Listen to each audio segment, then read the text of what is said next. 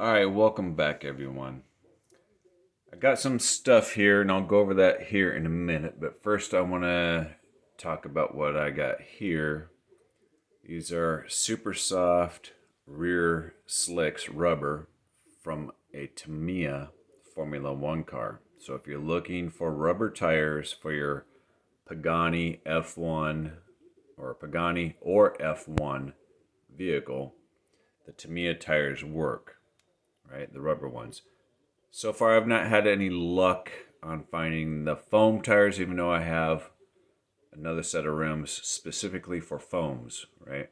So the Tamiya rubbers work on the Charisma Pagani Zonda R chassis, right? They work. They're special because they require a 14 millimeter hex. I forgot what the bearing size is up front, so specialized wheels. So that being said, I've done multiple inquiries. Nobody wants to take apart the packaging of the tire and give you an inside measurement of the tire, which for the rim is 44 millimeters from point A to point B, right? 44 millimeters. Nobody, I did at least 5 inquiries, different places. Nobody wants to give you an inside diameter. They just assume that you know psychologically, or what is that other word? When you can read somebody's mind. Anyway, they just assume you fucking know. So I took a chance because Tamiya said they were 14 millimeter hex on one of their wheels. I think it was Tamiya. And then it was related to a Formula One car. So I went ahead and took a chance in a dark, and they happened to work. So I'm guessing as long as it's a 1/10 scale Formula One vehicle, it must be pretty standard setup. Anyway, so my little brother, he sent me some stuff. This is technically a part 2 video. I'm not sure I'm going to post part 1 because when I got to this guy right here, my little brother sent me some stuff here. 128 amp ESC, which is right here. A servo, some pinion gears, and another pinion gear. Battery back there, but no motor, right? No motor. And don't get me wrong, I'm not being picky or anything, but I'm very appreciative for what I got. I'm just pointing something out from my mistake. So it says censored, right? So I'm automatically assuming that, well, since he didn't supply a motor, I have to go out and buy a motor. I don't have a censored, I've never ever used a censored motor. So I'm looking online, different censored motors. They're all different types, right? And they range anywhere from $59 to well over $100 for a censored motor. And I was like, fuck, right? Fucking A. I mean, because I've never driven a pan car before, I have no idea what might be good for a pan car. No idea at all. This pan car scene is totally new to me. I have no ideas at all what to expect from it. So I was about ready to buy a motor, and I decided, at over $100, let me reread the Hobby Wing manual right here. In this particular one right here, it says it can, I don't know how well you guys can see that.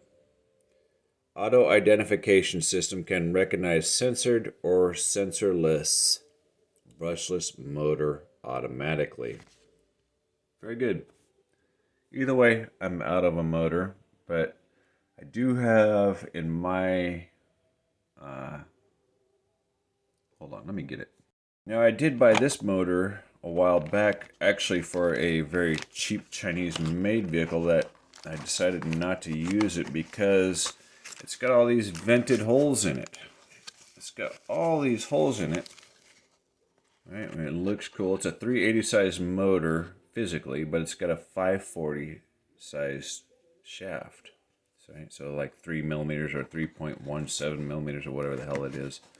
So that I can put that to use versus buying a motor because, again, I have no idea what the hell this car is going to use or what it's going to be like. I have no idea, but this will be a good starting point. I originally didn't plan to drive this car, but I'm going to drive it at least a couple of different times. Got a nice battery pack here. It came out with some very good information about cell rating, minimum voltage, maximum voltage, in series like F1S, 2S, 3S, and their minimal voltages and their maximum charge voltages and their maximum discharge rates. Never heard of these people before, but they have some really good information, at least as far as their battery is concerned. I didn't find this one specifically, but they had one according to their manual, like that one. I think it was a 3300. It was good for 99 amps maximum discharge at a 30C rating, which is what this is, 30C. So this one's probably going to be 90 amps, I don't know, maximum discharge. So we're probably pretty safe with 120 amp, and this one is suitable for competition. So I'm assuming we're pretty safe here. 5 wires, pretty common for a brushless ESC. The red one and the black one more than likely are going to be your battery leads. In this particular case, you'll have to solder on your own. And then the remaining colors, the blue, the yellow, and the orange, are going to get attached to the motor here. The servo. He sent me a servo. Thank you, little brother. I appreciate what you've done. You know, you didn't have to do it, but I appreciate your effort. The servo, I was about to order a new servo too, because this servo is just on visual glance, it's too big. If you look up at the original one I had assembled for this car, the carbon fiber mounting system, this has come out of one of my off-road vehicles.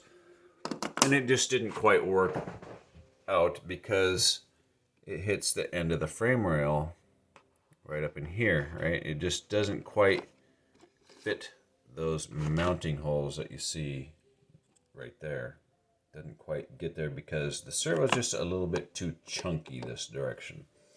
So probably an 18-gram servo would work more appropriately.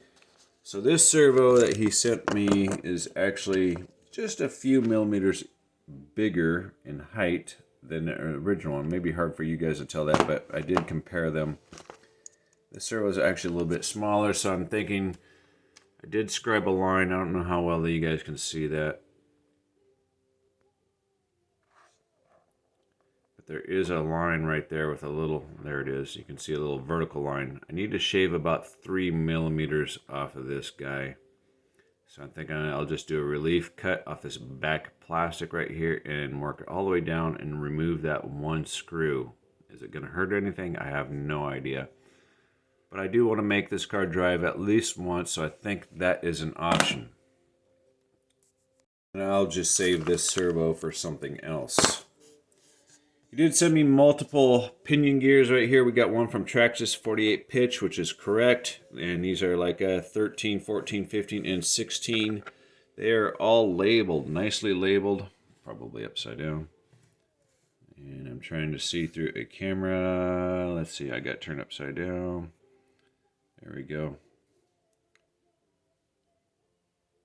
48 pitch, 16 tooth. So we got a wide variety of pinion gears, and we got a very big one right there, which is cool. There's another problem I just realized on this particular vehicle because I just now received the battery.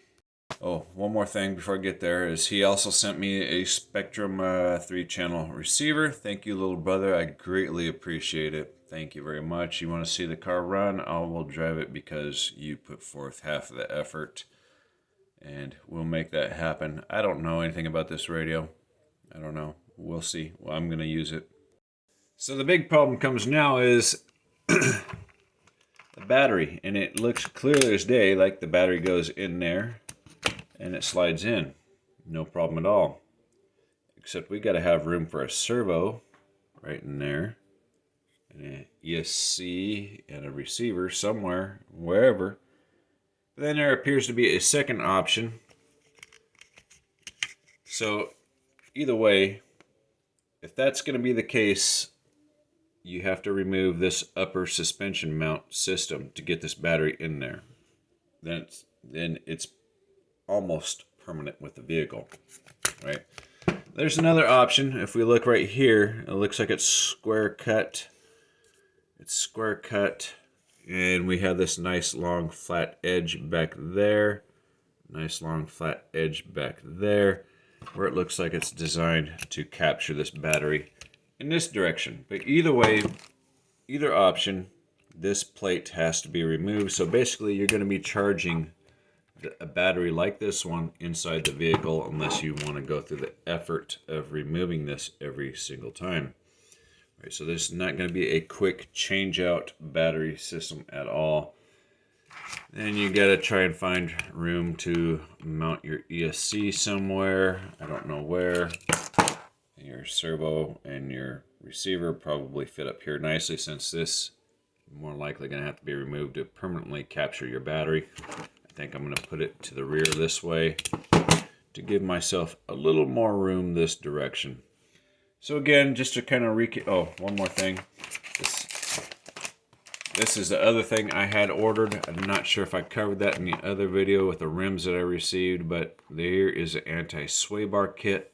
But because the rear tires are super soft, they're allegedly belted, I don't know, and the rears are, or the fronts are hard, probably going to have an understeer issue. So I'm not sure adding a anti-sway bar is going to be to my benefit, at least to the front. If I had some super softs, maybe, but that will effectively stiffen up the front suspension. I'm not interested in stiffening it up. I want it soft. So I'm not going to use the sway bar kit as of right now. Unless I can find some foam tires, it is what it is.